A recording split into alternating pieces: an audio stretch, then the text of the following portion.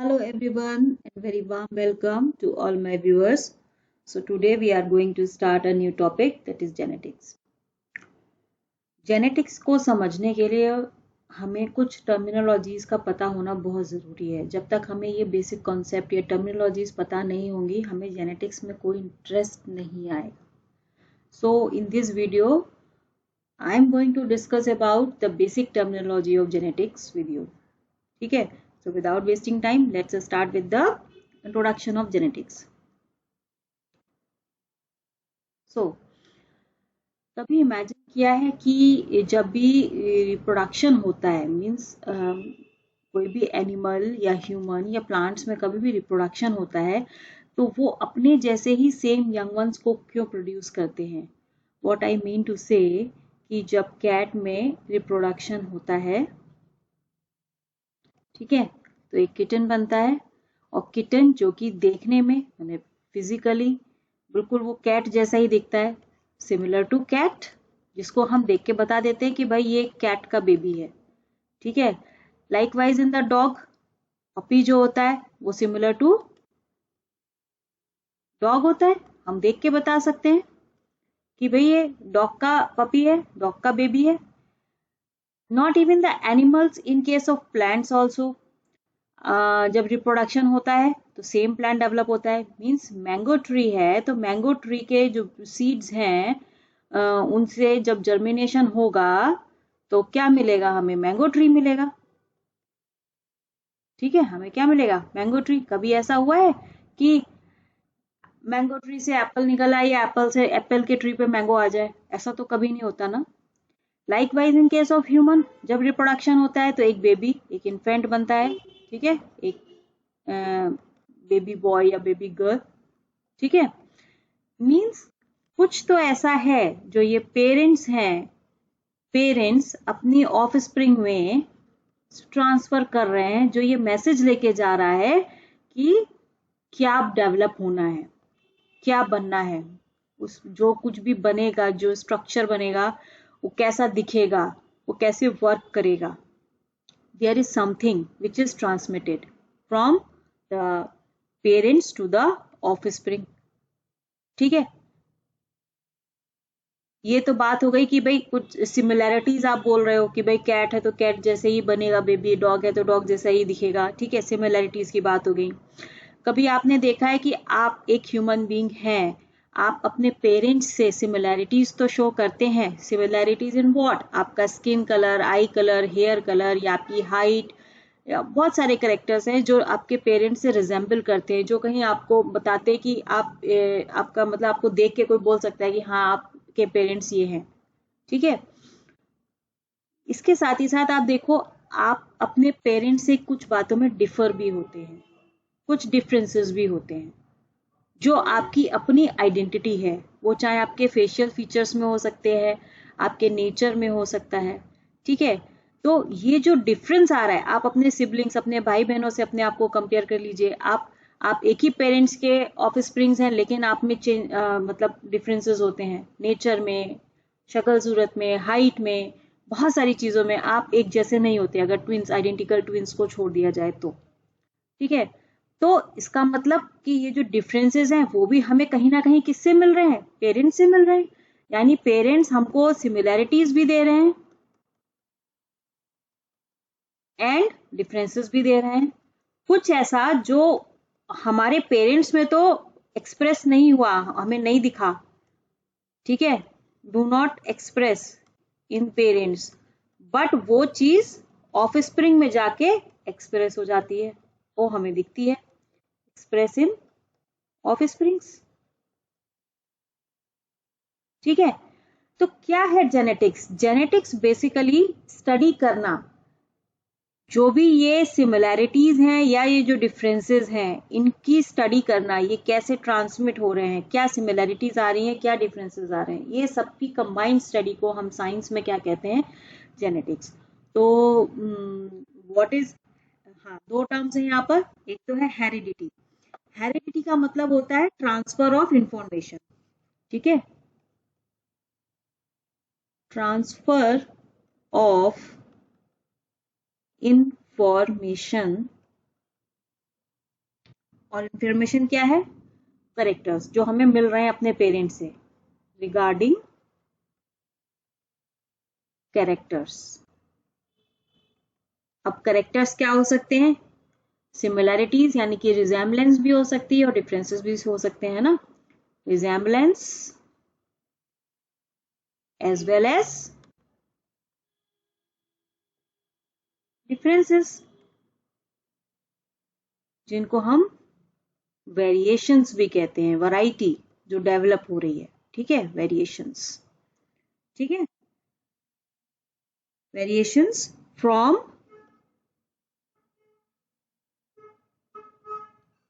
Parents to their offsprings, ठीक है। Heredity का मतलब होता है कैरेक्टर्स का या इंफॉर्मेशन का ट्रांसमिट होना, ट्रांसफर होना। So what is genetics? Genetics is the study of heredity.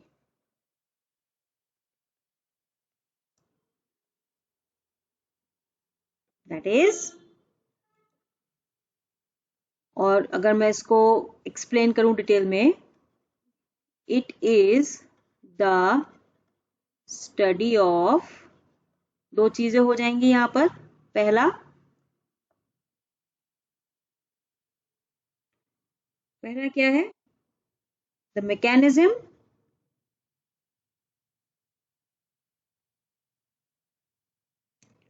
Of inheritance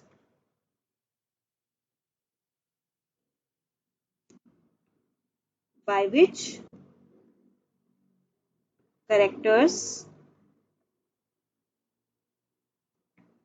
pass from one generation to the next। कौन सी ऐसी मैकेनिज्म है? और दूसरा कि जो वेरिएशंस डेवलप हुए, द कॉज ऑफ वेरिएशंस,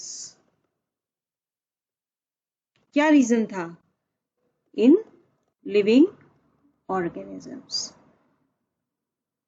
ठीक है। तो डिफरेंस समझ में आया? What is heredity? Heredity means just transfer of information, चाहे वो रिजेम्बलेंस है या वो डिफरेंसेस हैं। और जेनेटिक्स इनकी स्टडी, क्यों हो रहा है, कैसे हो रहा है, क्या रीजन है, ये सब कुछ हम जब स्टडी करते हैं तब हम उसको क्या कहते हैं? जेनेटिक्स। क्लियर हो गया? तो let's come again on the introduction part कि भाई अभी यहाँ पे ये डिसाइड हुआ कि कुछ तो ऐसा है जो पेरेंट्स से ऑफस्प्रिंग में ट्रांसफर हो रहा है। अब वो क्या चीज है? मतलब उसके पास सारी इंफॉर्मेशन है, सब कुछ है, वो लेके जा रही है अगली जनरेशन में, कैसा स्ट्रक्चर बनना है, क्या स्ट्रक्चरल पार्ट होगा, क्या मतलब फंक्शनल पार्ट होगा, सब कुछ, सारी इंफॉर्मेशन उसके पास है। तो अब उसको फाइंड आउट करते हैं कि भाई क्या है ऐसा जो सारी इंफॉर्मेशन रखता है अपने पास। तो इसके लिए थोड़ा सा रिकॉल करेंगे, रिकैप करेंगे हम कुछ बेसिक टर्मिनोलॉजीज को जो आपने शायद पहले पढ़ी होंगी। अगर मैं बॉडी ऑर्गेनाइजेशन की बात करूं, एक, अगर मैं फॉर एग्जांपल ह्यूमन की बात करें, ठीक है, मैं एग्जांपल ले रही हूँ ह्यूमन का। ह्यूमन की जो बॉडी है, होल बॉडी, ठीक है, it is made up of what? Organ system.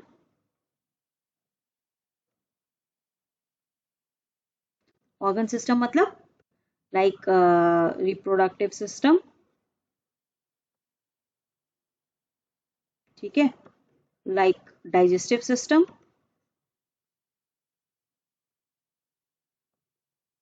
Respiratory system and many more. बहुत सारे सिस्टम है हमारे बॉडी में, ठीक है। ये ऑर्गन सिस्टम किससे मिलकर बना है? डेफिनेटली ऑर्गन से। बहुत सारे ऑर्गन्स कंबाइन होकर एक ऑर्गन सिस्टम बनाते हैं। For example if we talk about digestive system, तो डाइजेस्टिव सिस्टम में कौन कौन से ऑर्गन्स हैं? इसमें है आपका ओइसोफेगस, स्टमक, इंटेस्टाइन, लीवर भी इसका पार्ट है, पैनक्रियाज भी इसका पार्ट है, एंड मैनी मोर। ठीक है, ये ऑर्गन किस चीज से मिलकर बने हैं? टिश्यूज से। ठीक है, और टिश्यूज किस चीज से मिलकर बने हैं? सेल से। ये तो पता होगा आपको। अब यानी कि जो कुछ भी हो रहा है बेसिकली वो इस सेल्यूलर लेवल पे हो रहा है, सेल के लेवल पर हो रहा है। सेल इंडिविजुअली अपना काम कर रही है और उसका क्यूमुलेटिव इफेक्ट हमको अपनी बॉडी पे दिख रहा है, जो एज ए होल हम कर रहे हैं। क्लियर? तो अगर मैं सेल के स्ट्रक्चर की बात करूं, एक ह्यूमन सेल की बात कर लेते हैं, सिंपल एक स्ट्रक्चर।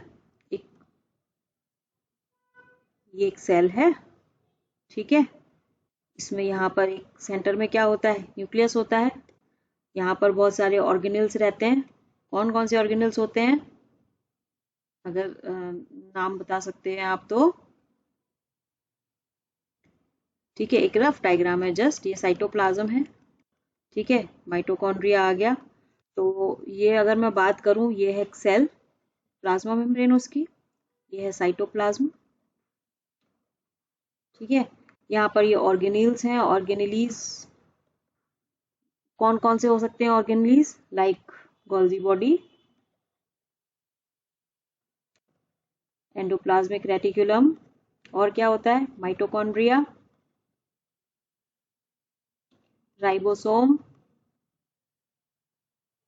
ठीक है। और क्या होता है? लाइसोसोम,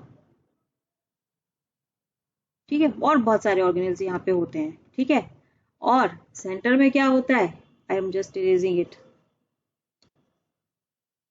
सेंटर में है न्यूक्लियस, ये है न्यूक्लियस।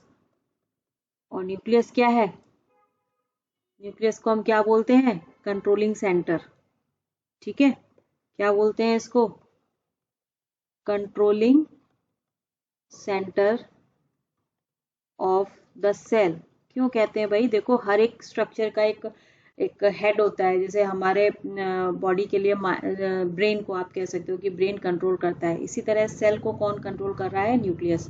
न्यूक्लियस के अंदर क्या होता है? न्यूक्लियस के अंदर एक थ्रेड लाइक स्ट्रक्चर मिलता है। ये इसको क्या कहते हैं? इसको कहते हैं क्रोमेटिन। क्रोमेटिन, ठीक है। ये क्या होता है basically? It is just DNA, मतलब it is made up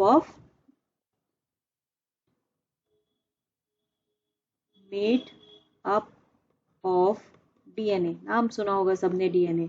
what is DNA? DNA is also called deoxy ribo nucleic acid, DNA, ठीक है। इसका पूरा एब्रीविएशन हो गया डीएनए का। तो क्रोमेटिन क्या है बेसिकली? ये जो डीएनए है हमारा, एक्चुअली ये जो डीएनए ही होता है जिसके पास ये सारी इंफॉर्मेशन होती है, सब कुछ, ईच एंड एवरीथिंग, ठीक है। डीएनए क्या बनाता है? डीएनए मैसेज देता है प्रोटीन के लिए। डीएनए से बनती है प्रोटीन। और हमारी बॉडी क्या है? 70% of our body is our body जो है वो क्या है? प्रोटीन है। तो डीएनए जो है वो प्रोटीन के लिए मैसेज कोड करता है और ये प्रोटीन बनाने में हेल्प करता है। तो हम कह सकते हैं कि इस डीएनए के पास सारा मैसेज है, सारी इंफॉर्मेशन है जो स्टोर रहती है। होता क्या है, जब सेल डिवीजन का टाइम आता है, during the time of cell division, ये जो क्रोमेटिन होता है ये बहुत सारे कॉम्पैक्ट स्ट्रक्चर में चेंज हो जाता है। इस कॉम्पैक्ट स्ट्रक्चर को हम कहते हैं क्या? क्रोमोसोम, ठीक है। इसको मैं लिख सकती हूँ यहाँ पर, कॉम्पैक्ट फॉर्म ऑफ क्रोमेटिन, ठीक है। मैं बहुत क्रूड लैंग्वेज में आपको समझाने की कोशिश कर रही हूँ ताकि आपको बेसिक कॉन्सेप्ट समझ में आ जाए, ठीक है। ये जो क्रोमोसोम्स होते हैं ये हर एक स्पीशीज के लिए स्पेसिफिक होते हैं। व्हाट आई वांट टू से कि अगर मैं ह्यूमंस की बात करूं, इन ह्यूमंस हमारे बॉडी में जो क्रोमोसोम का नंबर है वो फिक्स है, मतलब हमारी हर एक सेल, हमारी बॉडी की हर एक सेल में सेम नंबर ऑफ क्रोमोसोम्स मिलते हैं। और वो कितने होते हैं? Humans there are 46 chromosomes. और आप अराउंड द वर्ल्ड कोई भी ह्यूमन ले लीजिए, उसके बॉडी का कोई भी सेल ले लीजिए, उसमें कितने क्रोमोसोम मिलेंगे? 46। मतलब 46 क्रोमोसोम्स एक आइडेंटिटी है ह्यूमंस के लिए। तो एक तो चीज हो गई ये कि क्रोमोसोम्स का नंबर जो होता है किसी पर्टिकुलर स्पीशीज के लिए क्या होता है? फिक्स होता है, स्टेबल होता है। और यही एक हम काउंटिंग करके बता सकते हैं, नंबर देके, कि भाई ये पर्टिकुलर इंडिविजुअल किस स्पीशीज को बिलोंग करता है। पहली चीज। दूसरा, ये जो क्रोमोसोम्स होते हैं, क्योंकि मैं ह्यूमन सेल की बात कर रही हूँ, इनका नंबर तो कितना है? इन नंबर 46, बट ये हमें दो सेट में मिलते हैं। मतलब ये 23 क्रोमोसोम्स के हमारे पास दो सेट होते हैं। ठीक है, दो सेट होते हैं। That's why we call it, wait a minute, हाँ, सॉरी, ये जो 46 क्रोमोसोम्स होते हैं ये हमको मिलते हैं पेयर्स में। They are found in pairs. और अगर मैं इनको पेयर्स में कन्वर्ट करूं तो हमें मिलेंगे 23 पेयर्स। ठीक है, 23 और 23 के हमको दो सेट मिलेंगे, 23 पेयर्स में मिलते हैं। ठीक है, ये जो पेयर्स होते हैं इसमें हमारे जो 22 पेयर्स हैं, फर्स्ट 22 पेयर्स हैं, उनको हम कहते हैं ऑटोसोम। और जो लास्ट का वन पेयर है उसको हम कहते हैं सेक्स क्रोमोसोम। ठीक है, ऑटोसोम्स जो हमारे हर एक फिजियोलॉजी के लिए, हमारे फेशियल फीचर्स के लिए, सब सब चीजों के लिए रिस्पॉन्सिबल हैं ये ऑटोसोम्स। जबकि सेक्स क्रोमोसोम्स क्या करते हैं? Define the sex, either male और फीमेल, जिसकी वजह से हम आइडेंटिफाई किए जाते हैं कि हम मेल हैं या फीमेल हैं। ठीक है, हमारे ये ऑटोसोम्स हैं, इनको एक नाम और दिया गया है, यहीं पर मैं बता देती हूँ। ऑटोसोम्स को हम कहते हैं होमोलोगस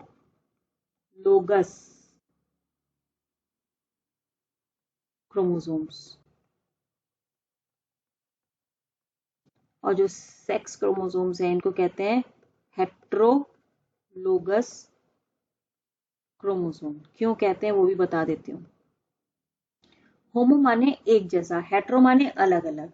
हमारे ये जो ऑटोसोम्स होते हैं ना, जब हम पेयर की बात करते हैं, जैसे कि सपोज पेयर नंबर 1 है, पेयर 1, उस पे हमारे पास दो क्रोमोसोम है, फर्स्ट सेकेंड। ठीक है, ये पेयर में हो गया ना। अब ये पेयर में कैसे है वो भी बताती हूँ। ठीक है, ये पेयर 1 है हमारे पास। तो ये जो दो क्रोमोसोम हैं, ये दोनों क्रोमोसोम स्ट्रक्चरली और फंक्शनली एक जैसे होंगे।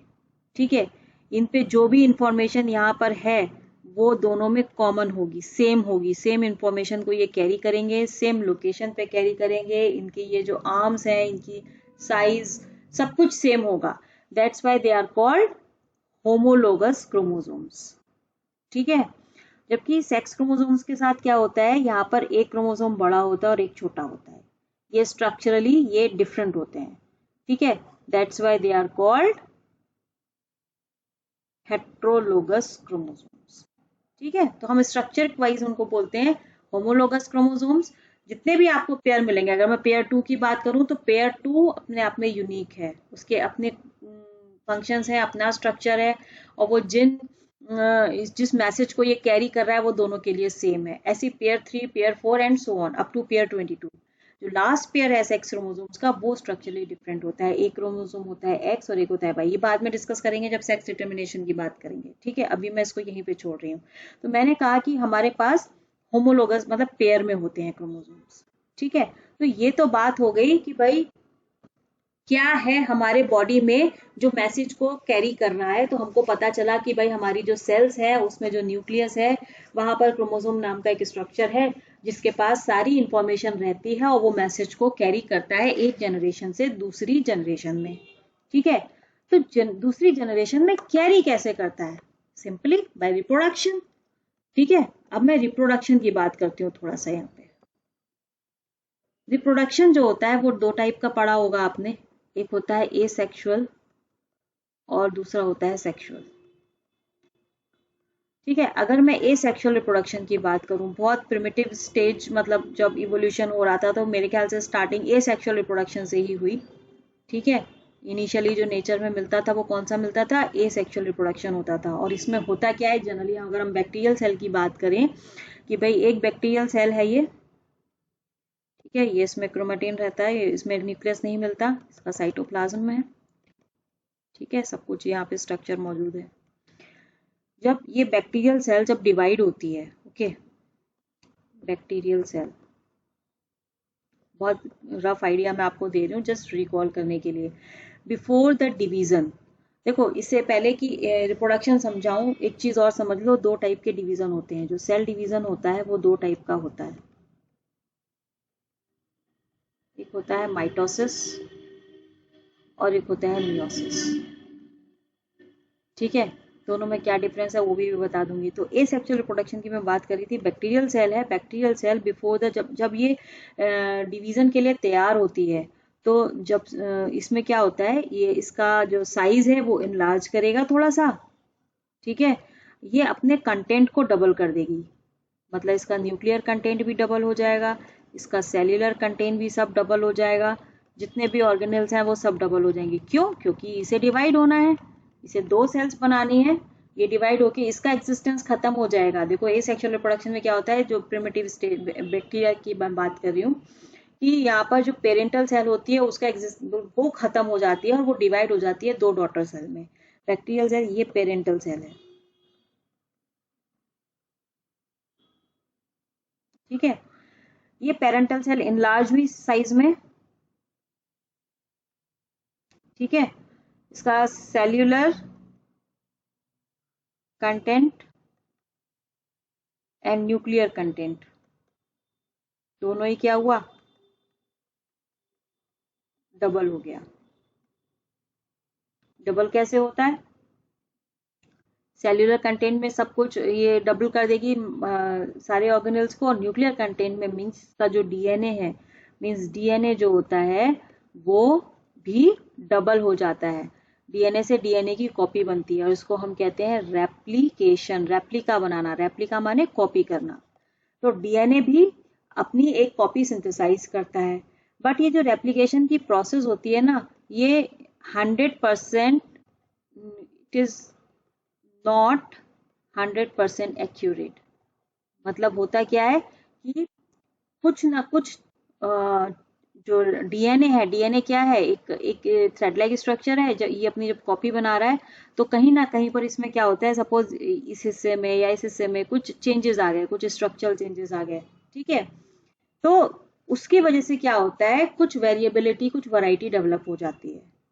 ठीक है, अब कॉपी तो बन गई, कॉपी बनी, और ये सेल अब क्या हुआ, ये सेल डिवाइड होगी और दो डॉटर सेल बना देगी, ये बन गई दो डॉटर सेल।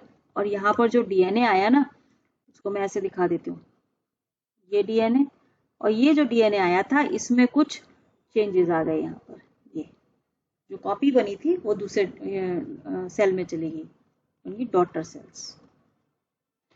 तो ये जो चेंज आया, ये जो डीएनए यहाँ पर जो चेंज दिखा रहा है, इसकी वजह से वैरायटी डेवलप होती है। फॉर एग्जाम्पल, अगर मैं बैक्टीरियल सेल की बात कर रही हूँ कि एक बैक्टीरियल सेल है, ध्यान से सुनना इसको, ये बैक्टीरियल सेल जो है ये वाली, ये एक ऐसे मीडियम में, एक वाटर में है, इन द वाटर, जिसका टेम्परेचर यह 25 डिग्री सेंटीग्रेड के आसपास रहता है और ये इसको बियर कर सकती है, it can survive in that temperature. ठीक है, जब ये रेप्लिकेशन हो रहा था यहाँ पर, तो यहाँ पर क्या हुआ, ये जो म्यूटेशन हुआ, मतलब ये जो चेंज आया, इसकी वजह से क्या हुआ, इसकी जो टेम्परेचर बियर करने की कैपेसिटी थी वो इंक्रीज हो गई। नाउ ये जो डीएनए जिस भी सेल के पास ये जाएगा, वो cell up to 45 degree centigrade का टेम्परेचर बियर कर सकती है। यानी कि यहाँ पर जो दो सेल बनी, उसमें से ये वाली जो सेल है, सेल ए और बी मैं नाम दे रही हूँ, सेल ए जो है वो 25 डिग्री सेंटीग्रेड का टेम्परेचर बियर कर सकती है और cell B up to 45 degree centigrade. ठीक है, कोई बात नहीं, मीडियम में दोनों सेल एग्जिस्ट कर रही हैं एक साथ। अचानक क्या होता है कि एक एनवायरमेंटल चेंज होता है, कोई क्लाइमेटिक चेंज आ जाता है और जिस सराउंडिंग में ये मिल रही थी वहां का टेम्परेचर 20 और 25 डिग्री सेंटीग्रेड जो रहता था उससे चेंज होकर ये 40 से 45 डिग्री की रेंज में पहुंच गया। ठीक है, तो उस कंडीशन में क्या होगा, जो सेल ए है वो डाई कर जाएगी, cell A will not survive, जबकि सेल बी सर्वाइव कर जाएगी। क्यों? क्योंकि उसके पास वो चेंज है जिसकी वजह से वो 45 डिग्री सेंटीग्रेड का टेम्परेचर बियर कर सकती है। तो ये एक वेरिएशन डेवलप हुआ जिसको हम कहते हैं ना डिफरेंस, ये यूनिकनेस हो गई इस डॉटर सेल की।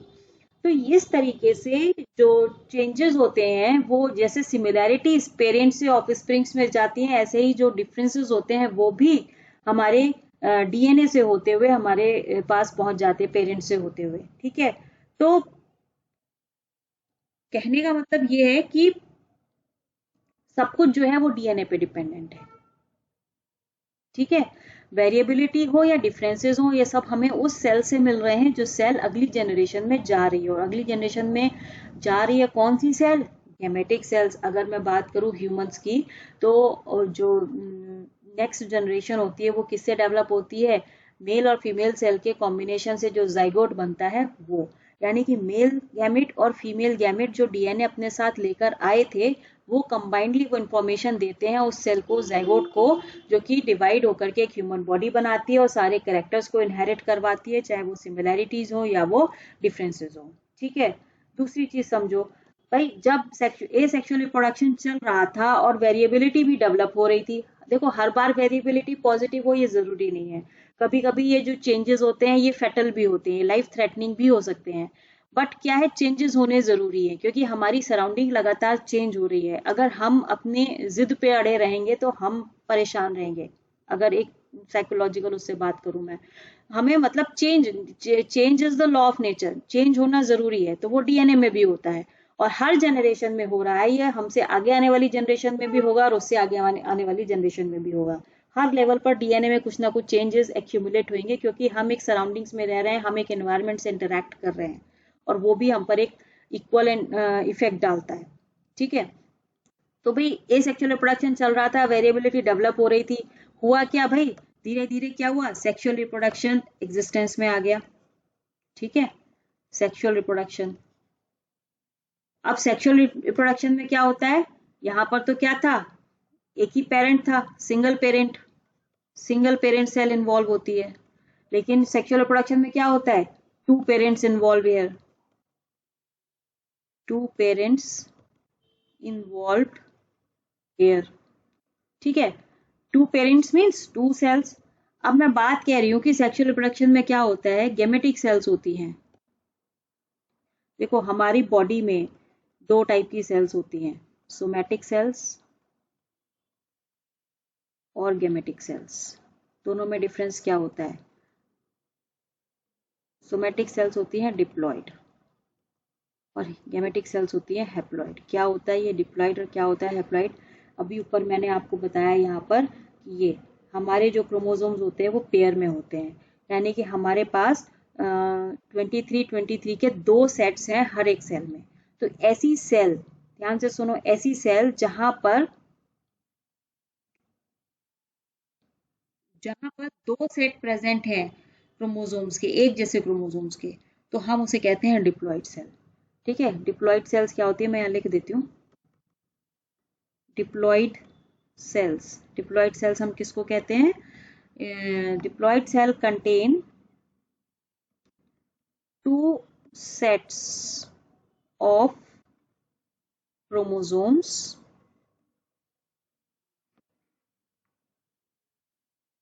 ठीक है, for example human cell is said to be haploid if it contain only one set, diploid if it contain two sets or 46 chromosomes। ठीक है, और हैप्लॉइड सेल क्या है, जस्ट बिल्कुल यही डेफिनेशन हो जाएगी और यहाँ पर हम 1 सेट कर देंगे। It contain 1 set of chromosome,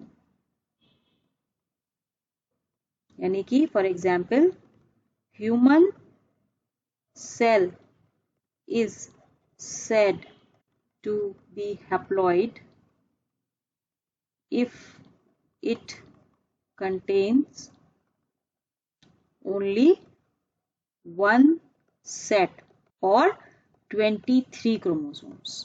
Clear? जितने भी सेक्सुअली रिप्रोड्यूसिंग ऑर्गेनिजम्स हैं उनमें जो सेल्स होती है बॉडी सेल्स वो डिप्लॉयड होती हैं, ठीक है। गैमेटिक सेल्स हैप्लॉयड होंगी, क्यों? अगर गैमेटिक सेल्स डिप्लॉयड होती, ठीक है, सपोज ये है मेल सेल और ये है फीमेल सेल, तो यहाँ पर स्पर्म की बात हो रही है, यहाँ पर ओवा की बात हो रही है, ठीक है। यहाँ पर एक चीज और देख लो, डिप्लॉयड सेल को हम क्या 2n, n is haploid number, तो हम डिप्लॉयड सेल को 2n से रिप्रेजेंट करते हैं और हैप्लॉयड सेल को n से रिप्रेजेंट करते हैं, ठीक है। तो देखो, हाँ, अगर मेल सेल भी डिप्लॉयड होती और फीमेल सेल भी डिप्लॉयड होती और इनका फर्टिलाइजेशन होता, तो हमें जो जाइगोट मिलता उसमें क्रोमोसोम नंबर कितना हो जाता? 46 प्लस 46 कितना हो जाता है ये? 92। और ऐसी सेल सरवाइव नहीं करेगी in case of human, possible नहीं है, क्योंकि ह्यूमन की सेल्स में हमें कितने क्रोमोसोम चाहिए? ओनली 46। तो नेचर ने जो सेल डिवीजन यहाँ पे डेवलप किया वो किया मियोसिस। गैमेट गोनेड्स में होती है मियोसिस। मियोसिस को हम कहते हैं रिडक्शन डिवीजन। क्यों? क्योंकि रिडक्शन डिवीजन इसलिए कहते हैं क्योंकि यहाँ पर जो सेल्स होती हैं, जो डिप्लॉयड सेल्स होती हैं, यानी 2n सेल, ये 4 डॉटर सेल्स बनाती है जो कि हैप्लॉइड होती है। मतलब एक सेल से हमको 4 डॉटर सेल्स मिलती हैं। ये सेल डिवीजन का पार्ट है, वो जब सेल डिवीजन पढ़ाएंगे तब डिस्कस करेंगे, या जिसने पढ़ा हुआ है तो बहुत अच्छी बात है, उनको समझ आ गया होगा। तो हमारे जो मियोसिस होता है उसको हम रिडक्शन डिवीजन कहते हैं, क्योंकि यहाँ पर क्रोमोसोम का नंबर क्या होता है? रिड्यूस हो जाता है, 2n से n रह जाता है। और जब एक मेल सेल, ठीक है, यहाँ पर n और यहाँ पर n, दोनों ही केस में चाहे गोनेड्स फीमेल के हों या मेल के, वहां पर मियोसिस होता है, ठीक है। तो ये आपका स्पर्म है और ये ओवा है। अगर ये हैप्लॉइड है, जब फर्टिलाइजेशन होगा तो क्या होगा? जो हमको सेल मिलेगी वो कैसी मिलेगी? डिप्लॉइड, यानी कि 46 क्रोमोसोम्स वाली। यहाँ पे 23 क्रोमोसोम्स हैं दोनों तरफ, ठीक है। तो ये हमें जो सेल मिलेगी, एक डिप्लॉइड सेल मिलेगी, जाइगोट मिलेगा, डिप्लॉइड जाइगोट, और ये डिवाइड होके हमें फिर एक बेबी देगा, बेबी बॉर्न करेगा, ठीक है। तो इसलिए हमारे गोनेड्स में क्या होता है? मियोसिस होती है। हमारे पास क्या है? अब यहाँ पर ये कॉन्सेप्ट मैं आपको क्यों बता रही हूँ, हमें 2 सेट मिले 23 के। एक आया स्पर्म से यानी कि फादर से, और एक आया ओवा से यानी कि मदर से। यानी कि एक डिप्लॉयड सेल में 23 का एक सेट और 23 का दूसरा सेट, ये है हमारे पास फादर से और ये है मदर से। ये टोटल मिला के कितने हो जाते हैं? 46 क्रोमोसोम्स। और ये पेयर में रहते हैं। पेयर कैसे बनता है इनका?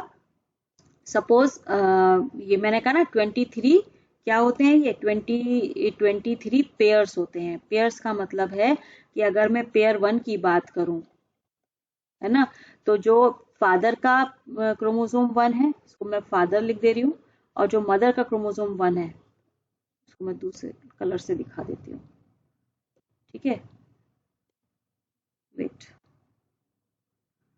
और ये आ गया मदर का क्रोमोसोम 1, ये पेयरिंग कर लेंगे। जो अगर मैं पेयर 2 की बात करूं तो फादर का अगेन क्रोमोसोम नंबर 2 आएगा और मदर का भी क्रोमोसोम नंबर 2 आएगा। तो इस तरीके से 22 क्रोमोसोम्स तक पेयरिंग होती है। 23 वाले अलग अलग क्रोमोसोम्स होते हैं स्ट्रक्चरली, तो वो हेट्रोलोगस क्रोमोसोम्स होते हैं, मैंने अभी आपको बताया।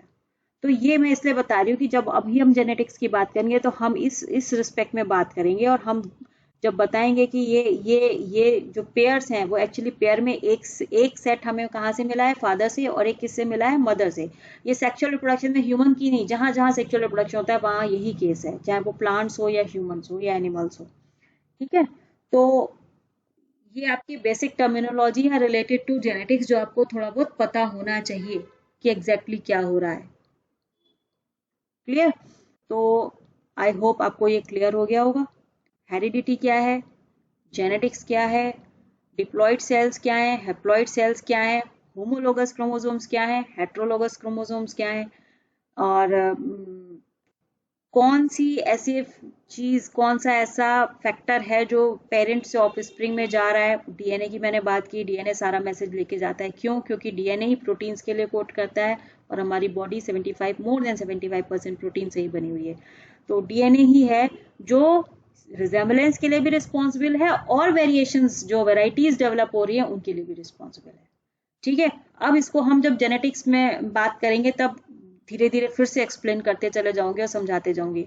अभी हम बात करते हैं और टर्मिनोलॉजीज की जो रिलेटेड है आपके जेनेटिक्स से, जो आपको पता होना चाहिए। तो सबसे पहली बात आती है जीन। जीन क्या होता है? अभी मैंने आपको बताया कि डीएनए है, ठीक है, suppose this is a DNA thread like structure. जब जब सेल डिवीजन होता है तो ये कॉम्पैक्ट हो जाता है, ये स्पाइरली कॉम्पैक्ट स्ट्रक्चर बना के ये क्रोमोसोम की शेप ले लेता है। ठीक है, तो ये डीएनए है। डीएनए में क्या होता है, कोडिंग रीजन्स होते हैं और नॉन कोडिंग रीजन्स। कोडिंग का मतलब कि वो डीएनए का हिस्सा किसी प्रोटीन की मैसेज रखता है, अपने पास इंफॉर्मेशन रखता है, उसको हम कहते हैं कोडिंग रीजन। और जिस हिस्से के पास मैसेज नहीं है, प्लेन हिस्सा है, ब्लैंक हिस्सा है, उसको हम कहते हैं नॉन कोडिंग रीजन। ठीक है, तो सपोज ये कोई डीएनए है जहां पर ये जो मैं रेड से जो बॉक्सेस बना रही हूँ, ये हिस्से जो है कोडिंग रीजन है। ठीक है, सपोज ये प्रोटीन ए को कोड करता है, ये बी को कोड करता है, और ये सी को कोड करता है।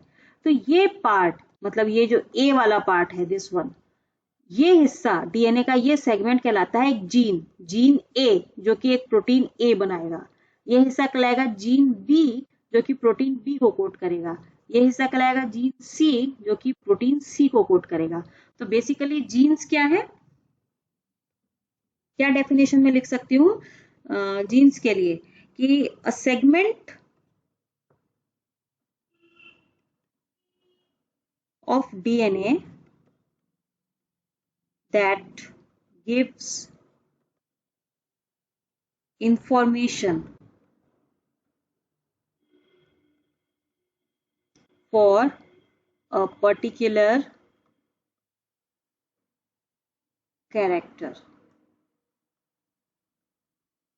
ठीक है, इसको हम यूनिट ऑफ इनहेरिटेंस भी कहते हैं। यूनिट ऑफ इनहेरिटेंस, देखो नीट वाले बच्चों ये इंपॉर्टेंट है। इनहेरिटेंस की यूनिट क्या है? Gene. Gene is the unit of inheritance. ठीक है, क्योंकि इससे छोटा टुकड़ा किसी काम का नहीं है, वो किसी चीज को कोड नहीं करेगा। तो ये स्मॉलेस्ट स्ट्रक्चर है जो किसी फंक्शनल प्रोटीन को कोड कर रहा है, बता रहा है, कोई मैसेज दे रहा है। तो कोई भी सेगमेंट डीएनए का, अब मैंने यहाँ पर एक टर्म यूज किया है करेक्टर।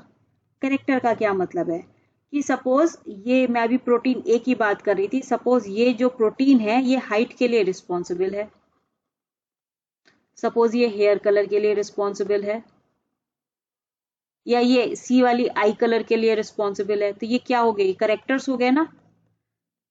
ठीक है, तो segment of DNA that gives information, यानी कि ये ए सेगमेंट जो है, जो प्रोटीन ए है, वो किसके लिए मैसेज दे रही है? हाइट के लिए। तो हाइट क्या है यहाँ पर? एक करेक्टर है ना।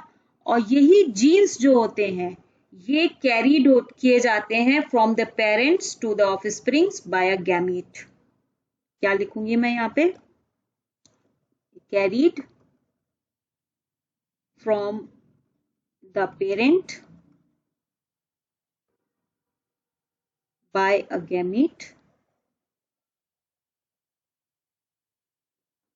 in a chromosome। ये पेरेंट के पास हैं और जो ये जाएंगे रिप्रोडक्शन के थ्रू अगली जनरेशन में।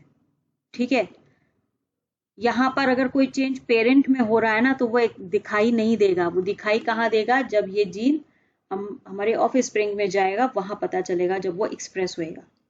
क्लियर? तो करेक्टर समझ में आया क्या होता है? करेक्टर मतलब जीन जिस जिस भी प्रॉपर्टी का इंफॉर्मेशन दे रहा है उसको हम करेक्टर कहते हैं।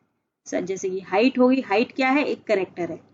ठीक है, तो करेक्टर की अगर मैं बात करूं, करेक्टर में भी हाइट, ठीक है, आई कलर, सॉरी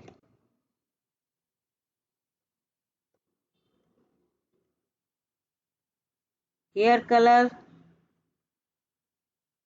ठीक है, और हेयर टेक्सचर, किसी के बाल सिल्की होते हैं, कर्ली होते हैं, ठीक है, लाइक दिस। तो ये सारे करेक्टर्स हैं हमारे पास। क्लियर?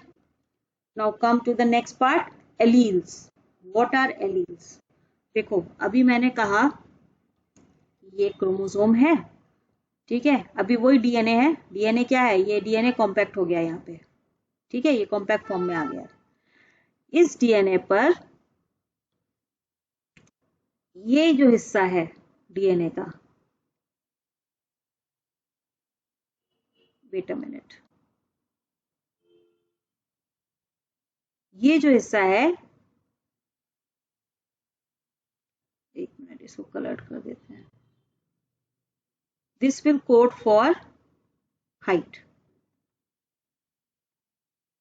यहाँ पर जो ये हिस्सा है इसको हम एक जीन कह रहे हैं, ठीक है, और ये जीन किसकी इंफॉर्मेशन दे रहा है? हाइट की दे रहा है। लेकिन अगर मैं ह्यूमंस की बात करूं तो हमारे पास क्या है? पेयर में है ना क्रोमोसोम। अभी मैंने बताया ना, ये एक फादर से आ गया और ये, सॉरी, ये दूसरा क्रोमोसोम मदर से आ गया। अगर फादर के क्रोमोसोम के इस हिस्से में हाइट का जीन है तो मदर के भी क्रोमोसोम के इस हिस्से में किसका? हाइट का जीन है। यानी कि इन ऑल हमारे पास एक करेक्टर के दो जीन मौजूद हैं, दोनों ही सेट पर हैं। ये दोनों क्रोमोसोम्स कैसे क्रोमोसोम्स हैं? Homologous chromosomes. ठीक है, होमोलोगस क्रोमोसोम्स क्या होते हैं? जिन पर सेम करेक्टर्स के जीन्स अवेलेबल होते हैं सेम लोकेशन पे। ये लोकेशन है इसकी क्रोमोसोम। अगर मैं कह दूं सपोज फॉर एग्जांपल ये पेयर 1 है, फॉर क्रोमोसोम नंबर 1 की इस आर्म के इस एंड पर इस हिस्से में हाइट का जीन रिस्पॉन्स, हाइट का जीन प्रेजेंट है। ठीक है, तो ये एक ही मतलब एक ही करेक्टर के दो जीन अवेलेबल हैं। अब हम इनको जीन ना कह के क्या कहेंगे? एलील्स। ठीक है, यानी कि एक जीन की दो कॉपी हैं। ठीक है, वन ऑन पैटर्नल क्रोमोसोम जो फादर से मिला है, and one on paternal chromosome जो मदर से मिला है। ठीक है, और इस पर्सन की जो हाइट होगी वो इन दोनों जीन्स का जो इंटरेक्शन होगा और जो रिजल्ट आएगा वो आउटकम जो होगा वो उसकी हाइट में शो होगा कि ये टॉल होगा, डार्क होगा या एवरेज हाइट होगी, वॉटेवर, वो इन दोनों जीन्स का आपस में इंटरेक्शन होगा। ठीक है, तो एलील्स बेसिकली कैसे डिफाइन करेंगे हम? एलील्स आर कॉल्ड और defined as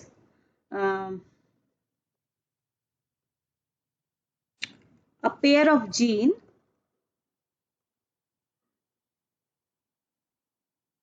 that control the expression of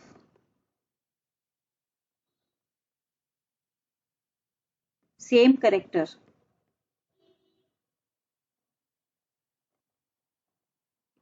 and have, दूसरी चीज क्या है? उनकी लोकेशन भी तो सेम है, and have same location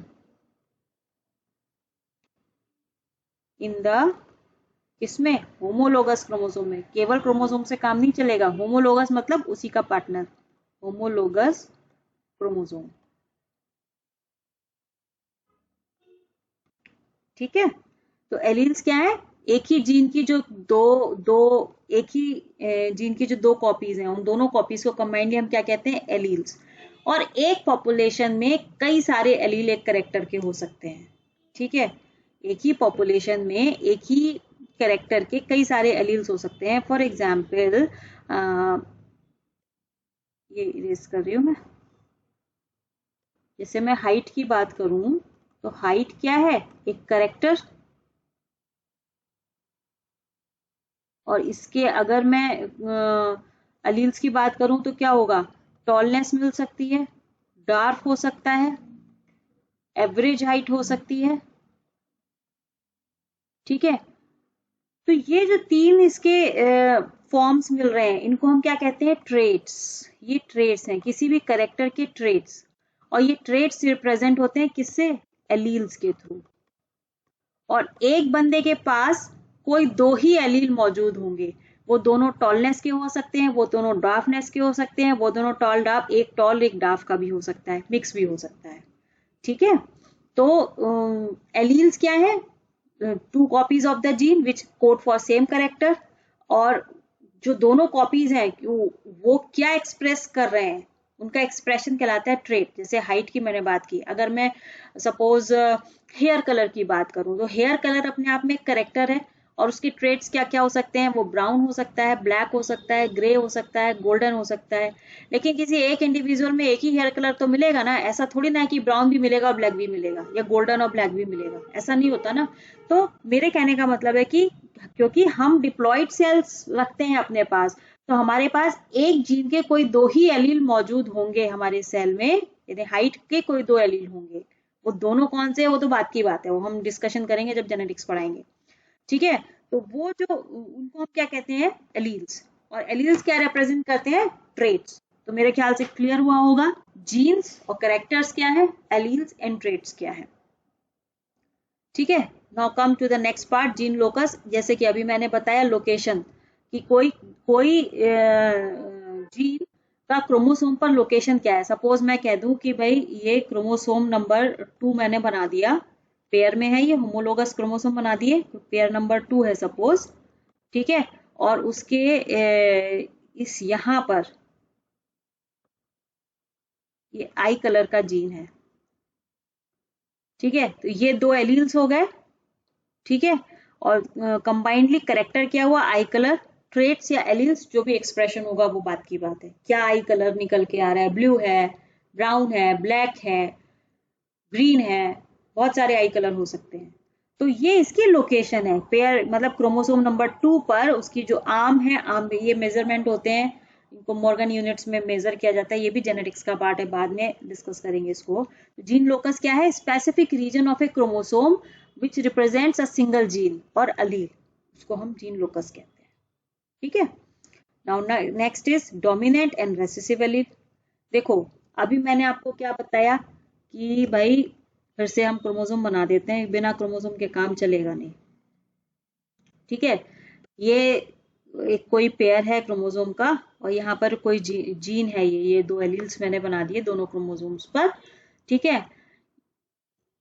कभी कभी अगर मैं हाइट की बात करूं, से एग्जाम्पल हाइट की अगर मैं बात करूं, तो हाइट या तो टॉल होगी, अभी मैं दो ही कैरेक्टर्स ले रही हूँ, या डार्क होगी फॉर एग्जाम्पल, ठीक है।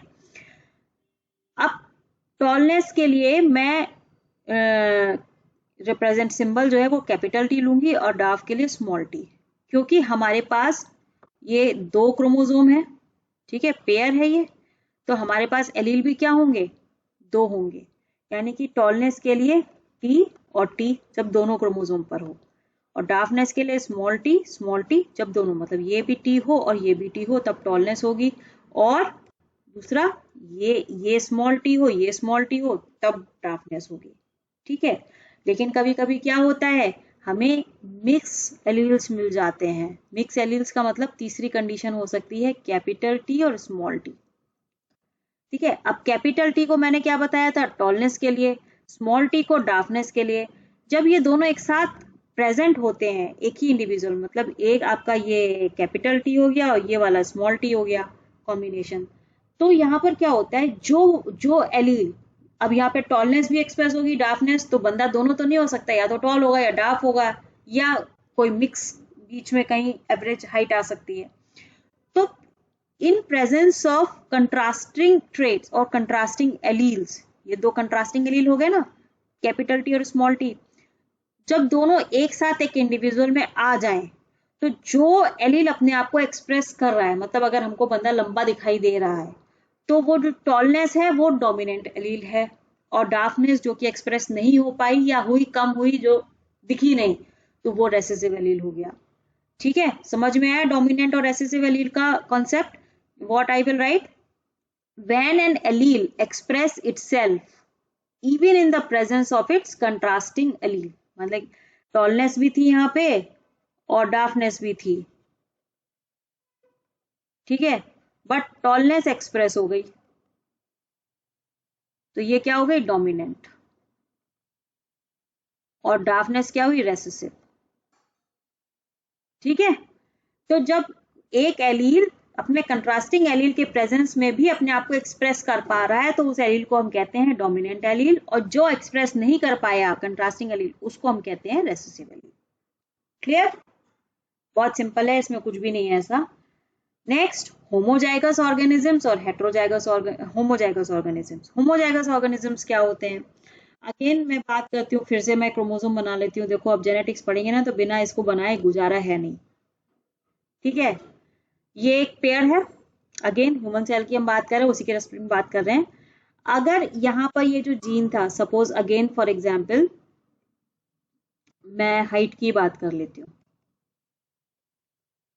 अगर दोनों क्रोमोसोम पर सेम एलील प्रेजेंट है, आइदर कैपिटल टी, और दूसरी कंडीशन क्या हो सकती है, देखो रेड से बना रही हूं वो पैटर्नल और ब्लू से बना रही हूं वो मैटरनल। ठीक है, अब याद रख लो इसको, ये या तो कैपिटल टी हो सकता है, या ये स्मॉल टी हो सकता है, यानी कि दोनों एलील्स कैसे हैं, एक जैसे। तो ऐसी कंडीशन कहलाती है होमोजाइगस कंडीशन। मतलब when both the alleles of a character at the corresponding loci मतलब same location on the two chromosomes, ठीक है, in the homologous chromosomes are identical और अलाइक, तो ऐसे ऑर्गेनिज्म कहलाता है होमोजाइगस ऑर्गेनिज्म। ठीक है, सेम, होमो माने सेम, क्लियर, यानी कि टी की कंडीशन या टी की कंडीशन, ये क्या है, होमोजाइगस ऑर्गेनिज्म। और इनको हम एक और नाम देते हैं, प्योर लाइन। प्योर लाइन क्यों कहते हैं, क्योंकि यहाँ पर किसी चीज की मिक्सिंग नहीं है, ये टॉलनेस के लिए प्योर है, ये डार्कनेस के लिए प्योर है ना, तो इनको हम प्योर लाइन भी बोलते हैं। अब हेटेरोजाइगस ऑर्गेनिजम्स क्या होते हैं, जस्ट इसका ऑपोजिट हो जाएगा कि अगेन पैटर्नल क्रोमोसोम और मैटरनल क्रोमोसोम, अगेन ये हाइट का जीन, एग्जाम्पल मैं फिर से हाइट का ही ले रही हूं।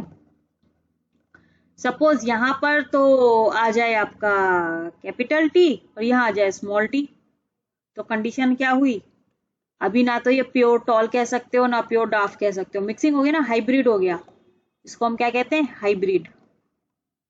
ठीक है, तो ये कंडीशन होती है हेटेरोजाइगस ऑर्गेनिजम्स की, मतलब when both the alleles of a character at the corresponding loci in homologous chromosomes are different, then the organism is heterozygous.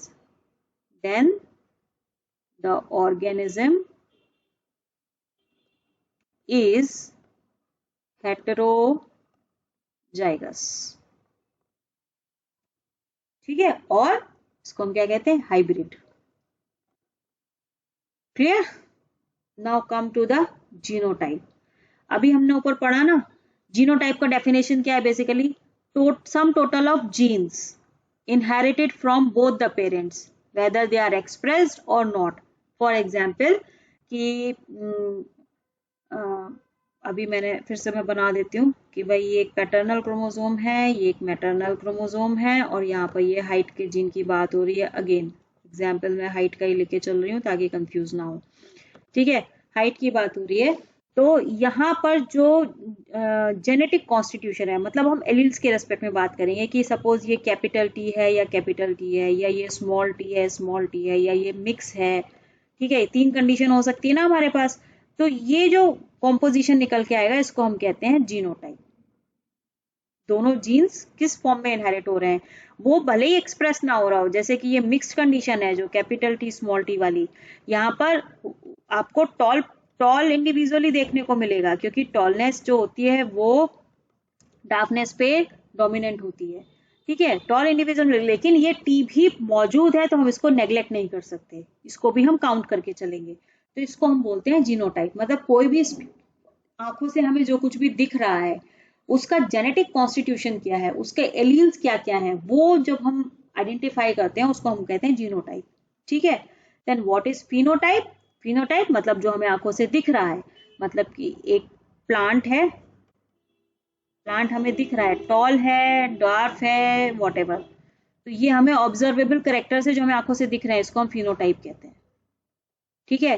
लेकिन अगर एक प्लांट टॉल दिख रहा है, ध्यान से सुनना, उसका जीनोटाइप क्या होगा? उसका जीनोटाइप होगा या तो कैपिटल टी या कैपिटल टी स्मॉल टी। अभी मैंने बोला कि ये कंडीशन क्या होती है, टॉल इंडिविजुअल की होती है। उसका जीनोटाइप अलग हो सकता है, ये जीनोटाइप है, दिख वो टॉल रहा है लेकिन टॉल होने में उसके एलील्स का क्या कॉन्ट्रीब्यूशन है, वो जीनोटाइप हो गया। और ड्वार्फ है अगर, तो ड्वार्फ में एक ही कंडीशन होगी, ठीक है। तो यहाँ पर कुछ स्टेटमेंट्स मैंने लिखे हैं, ध्यान से उसको सुनो। इंडिविजुअल्स विथ सेम फिनोटाइप मतलब कि प्लांट 1 और प्लांट 2, मैं प्लांट के रेस्पेक्ट में बता दे रही हूँ, ये भी टॉल है और ये भी टॉल है, तो जरूरी नहीं है कि इन दोनों का जो जीनोटाइप हो वो सेम हो, इसका जीनोटाइप ये हो सकता है, इसका जीनोटाइप ये हो सकता है, लेकिन हमें फिनोटाइप क्या दिख रहा है, टॉल, ठीक है। तो इंडिविजुअल्स विथ सेम फिनोटाइप मे और may not have same genotype, ये भी हो सकता है और ये भी हो सकता है, इसका ये हो सकता है या ये हो सकता है, कुछ भी कॉम्बिनेशन हो सकता है, और ये, ठीक है। ये क्वेश्चन आ जाते हैं नीट में। इंडिविजुअल्स विथ सेम जीनोटाइप, जिनका जीनोटाइप सेम होगा, यानी कि कोई दो इंडिविजुअल्स हैं जिनका जीनोटाइप है टी टी और टी टी, ऑब्वियसली दोनों टॉल होंगे, तो they also have same phenotype, ठीक है। इंडिविजुअल्स विद डिफरेंट जीनोटाइप यानी कि एक का ये है और एक का ये है, जीनोटाइप अलग अलग हो गया लेकिन इनका फिनोटाइप तो सेम है ना, फिनोटाइप क्या है, टॉल, ठीक है। तो 3 कंडीशन हो गई, जिन इंडिविजुअल्स का फिनोटाइप सेम है जरूरी नहीं है उनका जीनोटाइप सेम हो, दूसरी जिनका जीनोटाइप सेम है उनका फिनोटाइप सेम होगा ही होगा, अपीयरेंस भी उस पर डिपेंडेंट है। जिन इंडिविजुअल्स का जीनोटाइप अलग अलग है उनका फिनोटाइप एक जैसा हो सकता है, ठीक है। जैसे अभी मैंने ये बताया, टॉल इंडिविजुअल हमें जो दिख रहे हैं, मतलब जीनोटाइप कैपिटल टी या कैपिटल टी स्मॉल टी, दो अलग अलग जीनोटाइप है यहाँ पे, लेकिन इनका फिनोटाइप क्या है, टॉल, सिंपल, ठीक है, समझ में आया। And the last one is genome. Genome क्या होता है, देखो हमने कहा था ना हमारे पास 2023 नंबर के 2 सेट हैं क्रोमोसोम के एक सेल के अंदर, मतलब हमारे पास सारे कैरेक्टर्स डबलिंग में मौजूद हैं, एक फादर से मिला है एक मदर से मिला है, तो हम डबलिंग को हटा दें, हम सिंगल काउंट करते हैं, मतलब complete set of genes in haploid set of chromosome, उसको हम कहते हैं जीनोम, यानी कि हैप्लॉइड से मतलब 23 क्रोमोसोम्स इन वन सेट, इसका जो टोटल जेनेटिक कॉन्स्टिट्यूशन होगा ना इन 23 क्रोमोसोम्स का, उसको हम कहेंगे जीनोम। तो एक हैप्लॉइड सेल अगर है तो हैप्लॉइड सेल के पास क्या होता है, कंटेन